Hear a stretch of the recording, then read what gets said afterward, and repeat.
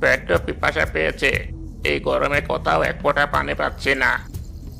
আজকের মতো দুধ দেওয়ানো শেষ। দুধগুলো নিয়ে গিয়ে রেহানাকে দিই।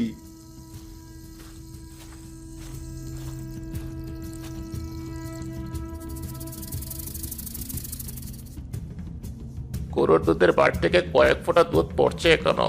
এক কাজ করি, আপাতত এই দুধটুকু খেয়ে নিজের তৃষ্ণা মেটাই। গোয়াল চলে গেছে, আমি আর একটু ঘুমাই। আমার পায়ের কাছে লম্বা ফিতার মতো কিছু একটা বাজলো মনে হয়। এ কি সাপ? সাপ এখানে কি করছে? গরুর দুধ খেতে তো ভালোই লাগে। প্রতিদিনই এমন গরুর দুধ খেতে পারলে খুব ভালো হতো। আমার খুব ভয় করছে। আমি কি করব? চিৎকার অথবা নড়াচড়া করলে সাপটা যদি আমাকে কামড় মেরে বসে?